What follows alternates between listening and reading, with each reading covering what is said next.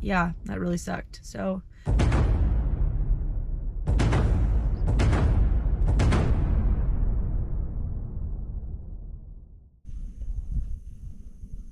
good morning. Today is September 16th, which is opening day for deer hunting.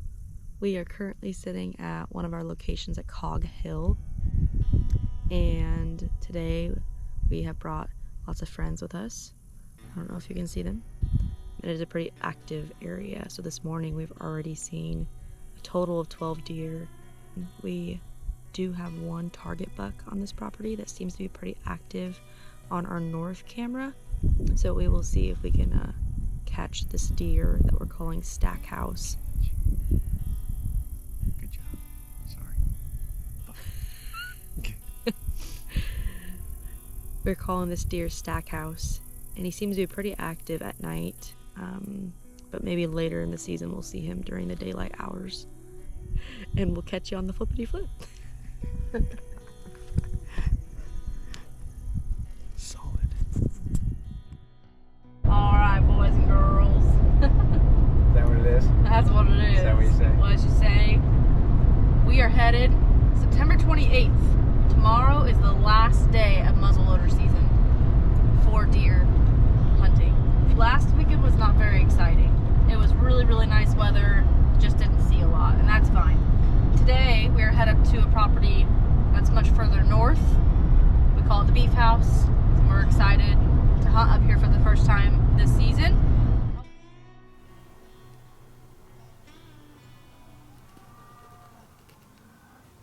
I looked to the south and I saw a buck we call Stackhouse, and he's got this big double main beam.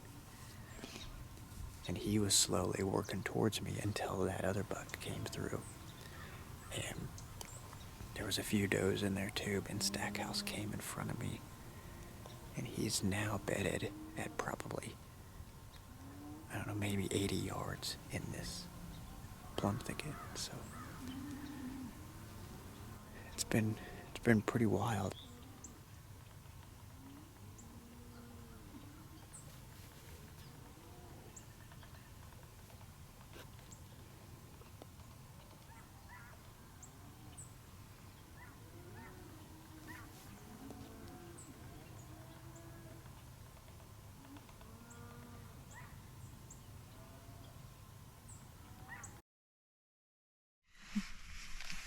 I don't even know what to say. I just was wanting to do the opening.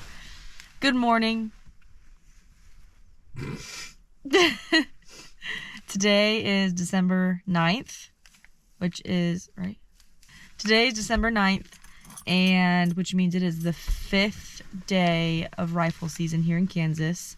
And it is a foggy morning. It is a foggy one. It's Monday morning, and we have seen, I guess I didn't even ask how many deer you saw yesterday. I saw a dozen. I told you weren't listening. I remember hearing 12. I wasn't sure. Anyways, we are back at the location we call Cog Hill, and it's been pretty active the last couple hunts that we've had here. So it's definitely a busy spot. You need to see the right buck come through. So we have 2 target bucks on this property. One that I'm more so interested in, and one more so that Garrett's interested in. This is our last hunt for the weekend until next weekend, so... Well, I got one tonight, but... It's my last hunt for the weekend until next weekend. So hopefully we can get the job done this morning.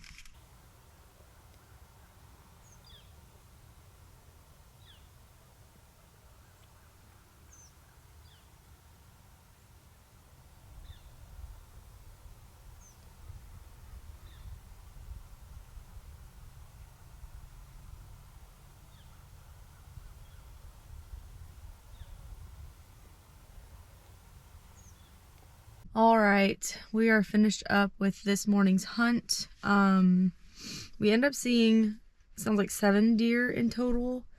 One being my target buck, which we call him Stackhouse.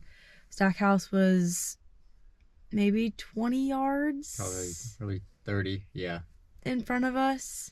I did not see him right away. I was looking down, and Garrett saw him halfway through the clearing, that we were sitting in, and by the time I started trying to get him in my scope, it was just so foggy. I had a hard time finding him, and by the time, like, it felt like forever, but it was probably only like 2 seconds that, like, I picked up the gun and I could not see him, and he took off. He went straight west, right behind a dead cedar tree, so we couldn't even see him. The fog was just so dense that even like 30 yards from us was just pure white down the scope, so I could, like, literally not see anything. To say I'm bummed is an understatement. Yeah, that really sucked. So, and maybe 2 minutes after we heard him blow again, he must have ran behind that dead cedar tree into the fog where we just could not see him anymore. And then he blew again, and you could hear him run off again. Like 3 minutes after that second blow that he did, we heard a gunshot straight west of us on the property, west of us. So, my spirits are not very high right now, but Garrett's trying to keep me positive, and I think one thing to take from this, there's a quote that I heard this year is, you always have more time than you think. And I think with this situation, if we wouldn't have moved and just kind of let him work his way out towards the middle of the opening, I mean, 30 yards, he takes one look over us and he's going to see us. But you always have more time than you think when it comes to things like this. So having more patience. Yeah. Maybe. So we probably rushed the situation.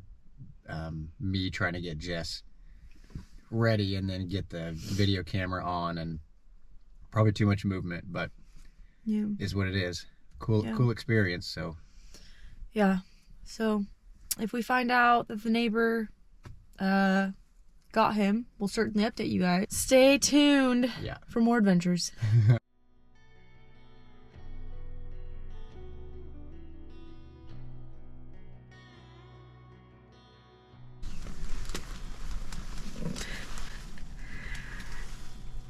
I'm gonna whisper and you say no too, but Go ahead. okay. Good morning. It's December 14th. Tomorrow's the last day of rifle season. We're sitting back at Cog Hill where we saw my buck last time, and we ended it kind of on a sad note. So today it is drizzling, and Garrett has so kindly set us up a blind. So this is my first time sitting in a blind in like the last 4 years that I hunt. So I don't know why I haven't been getting this kind of treatment this whole time. But this is pretty bougie, so really hopeful we will see something. It's like 45 degrees, so we're pretty toasty. But yeah, I'm hopeful.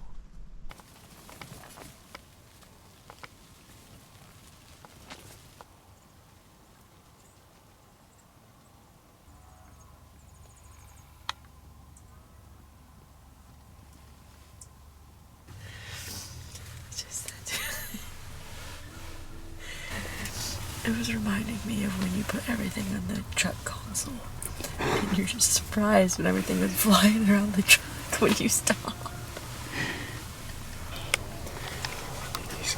He's gonna come out now and be like, "Hey, what's the joke? Can I get a laugh?" What's the punchline? Yeah. Gotta be there, man. Come back earlier next time.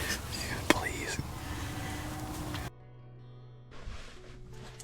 Good afternoon. It is currently 2:52 on December 14th.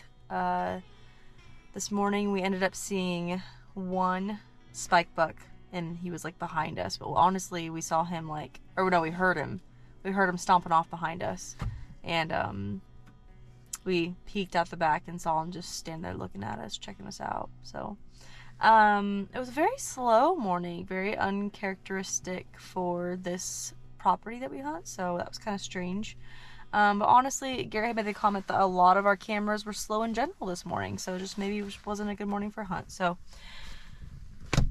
anyways, we're gonna get out there and hopefully we just see some more activity. That would be awesome. Again, tomorrow's the last day of rifle season, so hopeful we can seal a deal this evening.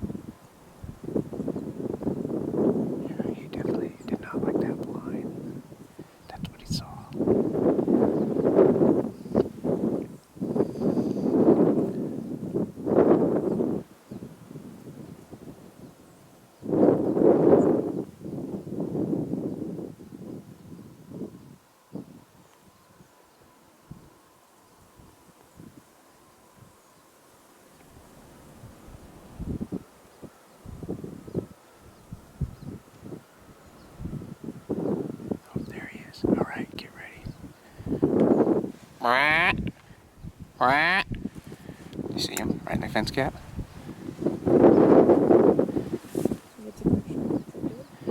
Yeah.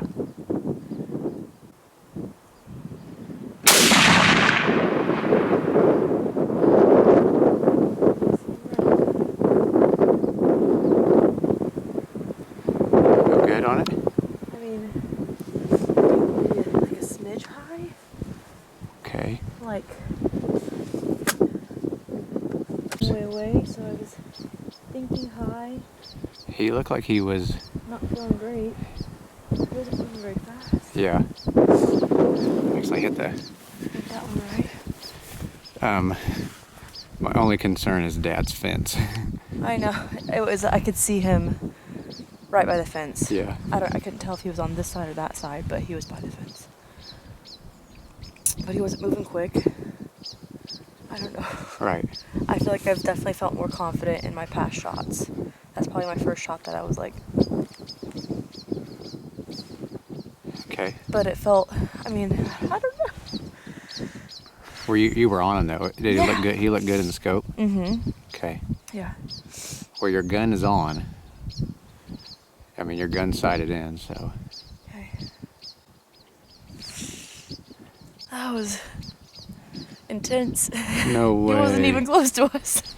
I don't know where all Garrett got, but essentially what just happened was we were sitting in the blind, and I think Garrett did get some video of Stackhouse just showing up all of a sudden in the CRP straight west of me here.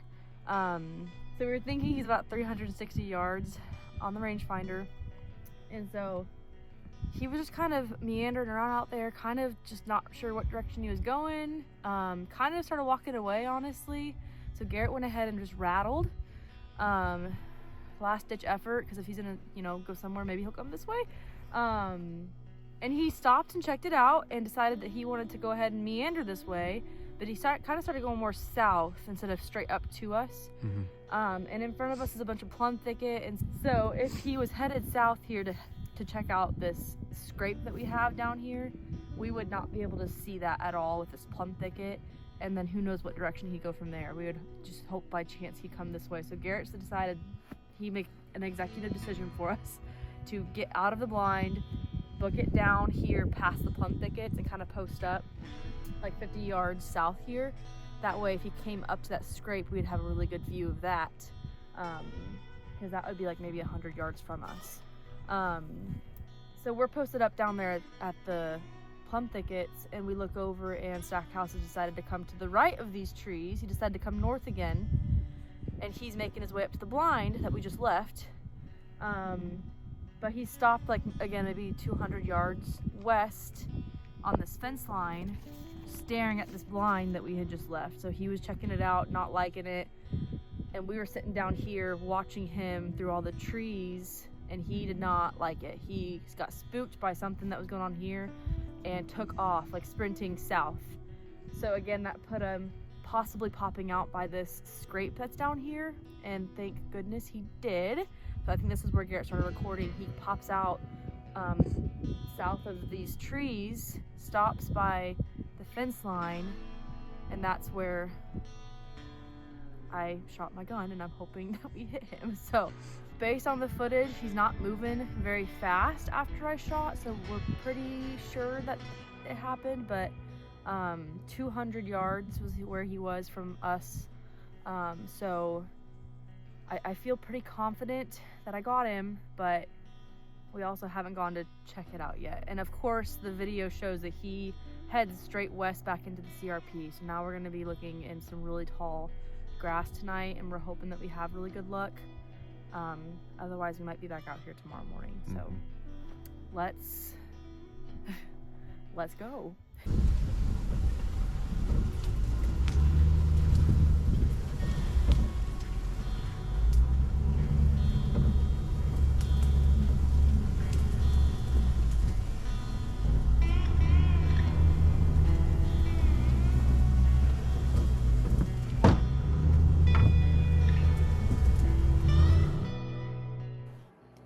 Fast forward to the next day, and here we are tracking with the dog. Goose is on the loose.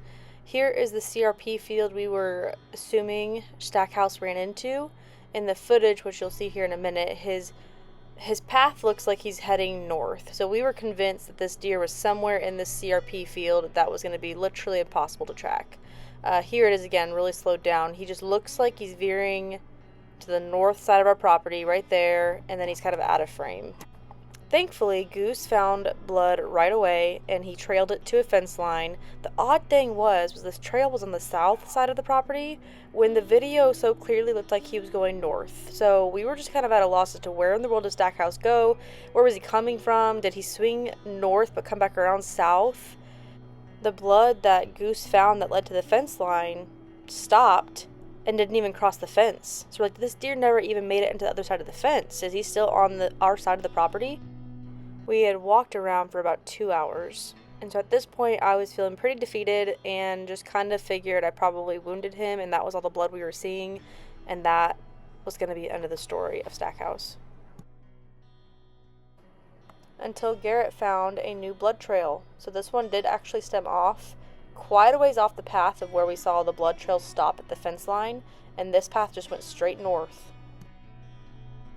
Oh my god. Man, that's a freaking stud. Oh my god. Holy shit, that's crazy. Let's go! That is crazy. Congrats. Well, Struggling. no way. Wow. I can't believe we walked by it so many times. I was really curious to see where the shot was. Well, let's figure it out. Yeah. Flip them. The audio in these clips were rough, so I'm going to keep talking over myself. But we essentially followed that second blood trail straight up to Stackhouse. If we had just looked north and seen that spot when we originally got to that blood spot at the fence line, it would have saved us 2 hours of walking, but we didn't. So, and unfortunately, we had the dog confused because we all just assumed he crossed the fence, and so we all went the wrong direction, and we should have been going north instead of following it south. Honestly, looking back on it, I think we would have been better off without that footage of Stackhouse running north after I shot him, because we were just so focused on he ran north. So why is all of his blood trail south? And we were just so confused as to what direction he would have went. Again, where he was going, where he's coming from. We just were so confused. And honestly, I'm still confused. Don't tell Garrett. This was my furthest shot to date. I shot him at 200 yards away, and I was aiming about right here where I'm pointing now in the video, with the idea that it would drop, but unfortunately it ended up being a right leg femoral artery shot. So we're very fortunate to have found Stackhouse. Here he is in all his glory. He's caused quite a bit of emotional turmoil for me this season, so very honored and grateful to have found him.